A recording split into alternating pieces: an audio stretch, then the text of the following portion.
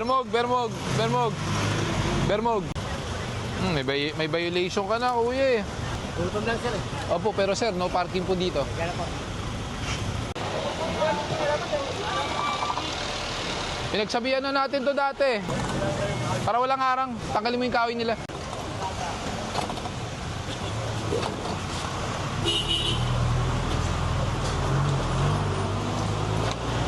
Pati yan, oh, pati to. Inalis lang yan eh. Yan, pati yan. Yung kahoy na yan.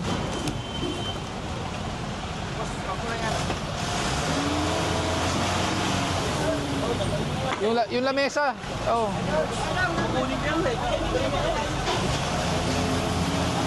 May mga laman sa taas, ha?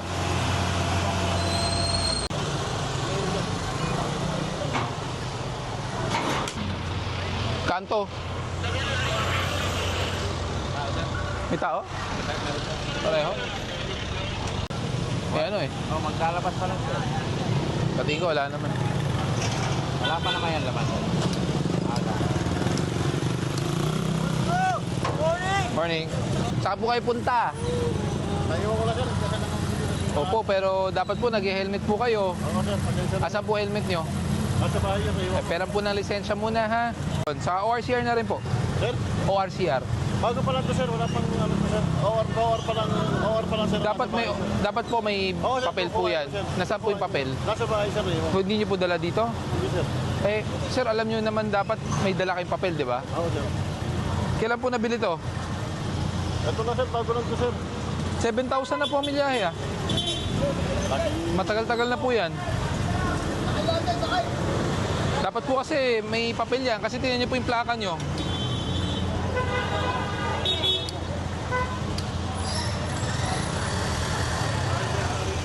Pasensya na sir, iwan ko lang. Mamadali kasi ako, dasal muna ako rito. Tapos pumuntahan ako rito. Dapat po dala nyo ang papel niyan. Oo sir. Pasensya na sir. Alam nyo po bang impoundable offense ang walang dalang papel? Opo sir. Iniiwan ko lang sir. Dito lang naman ako sir. Ibukuhain ko lang sir. At the time of apprehension, wala po kayong dala. Pasensya na sir. Boss. Hello po. Dennis, balik ka nga dito. Dennis. Kahit naman di kayo lumagpas, hindi naman po private road po ito. Public road pa rin po, ha? Huwag po kayo magagalit dahil may mali po kayo. May mali po kayo.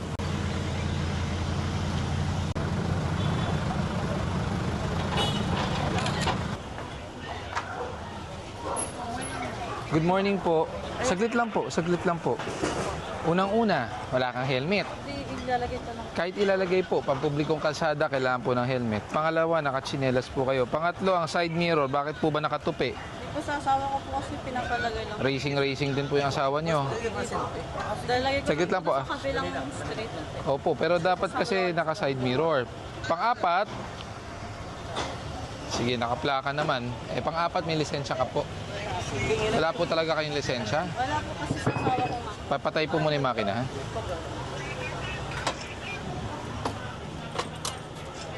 Asin wala kayong lisensya? Kahit LTO portal, wala po. Ba't po kayo nagmamaneho kung wala? Pinaano ko lang po sa asawa ko. So hindi nyo po alam na pag nagmaneho ng sasakyan sa pampublikong kalsada, kailangan ng lisensya. Alam nyo naman po. Alam nyo po ang magiging parusa o violation dito. May impound po to, ha?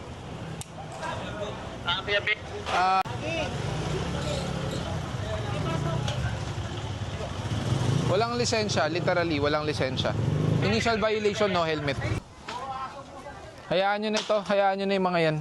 Wala na bangketa eh. Yung tanggalin nyo yun nasa kalsada talaga. Kasi wala na eh. Kahit tanggalin natin yan. Same thing. Yung nasa kalsada na lang tanggalin nyo. Tanggalin nyo yung mga kulungan, kunin nyo yung mga kahoy. Kasi pag hindi nyo kinuha, ibabalik lang din yan.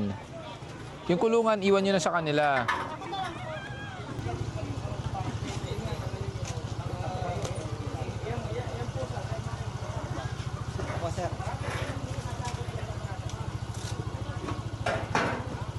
Ano ba yan? Ano ba yung mga alaga nila?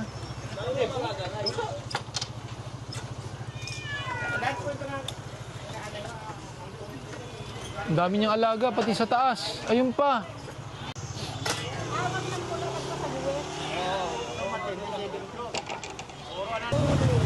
May lisensya ba siya o wala? So gusto niya lisensya mo? Ang itikitan. Hindi, ba't niya hinihingi lisensya mo? Kasi ang gusto niya, lisensya mo ang tikitan. Tama ba? Opo, sir. Oo, di ba? Wala ka talagang lisensya. Wala po, sir. Kasi po, ang ano ko po. Wala talagang lisensya to. Lawa ko, Paikuha nga to, paikuha. Reggie. Tawagin mo si Karen, Karen Faith, talaga dito. Tikita mo to.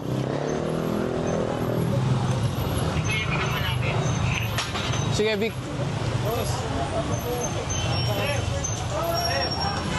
Sir, ano lang po, pagtitikitan ko na lang po sana yung lisensya ng airport. Kasi Ay, hindi naman siya nagmaneho eh. Ikaw ang nagmaneho. Ano naman po man. Hindi po pwede yun. Para natin pinagloloko ang batas niyan. Opo, alam ko po.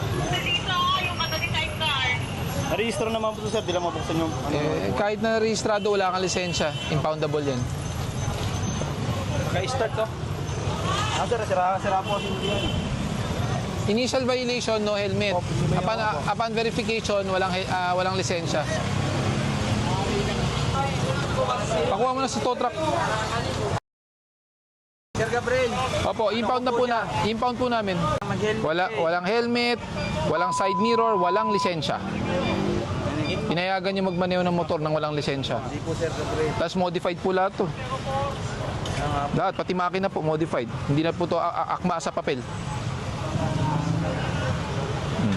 Ano gagawin natin, di ba? Opo, alam kong manigit. Tapos ang gusto patikitan lisensya ng ibang tao. Eh hindi naman siya nagmaneho, siya. Liable na ganun, sir. Oh, exactly. Hindi naman natin yung isa pa plano sa ganyan. Ano mo? Sir, wala bang ano, sir? Wala bang ibang ano, sir? Wala po. Vic, pakilagay mo yung no side mirror. Sa custody nyo yan eh. Siyempre, kung wala ba kaming as due process man lang para kahit paano. Ayun po yung amnesty, sir. Amnesty, sir. Amnesty? A traffic violation does not constitute any amnesty. Amnesty is only given for certain Pag meron procedures.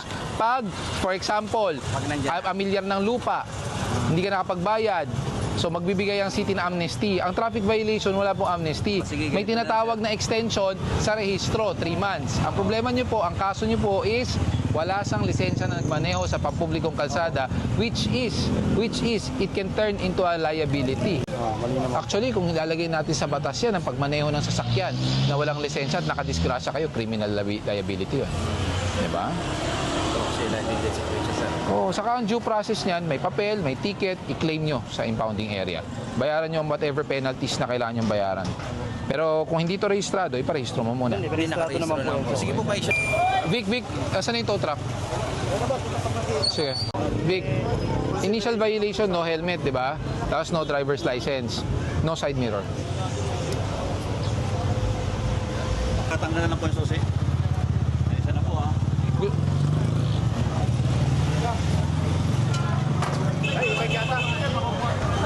E-bike.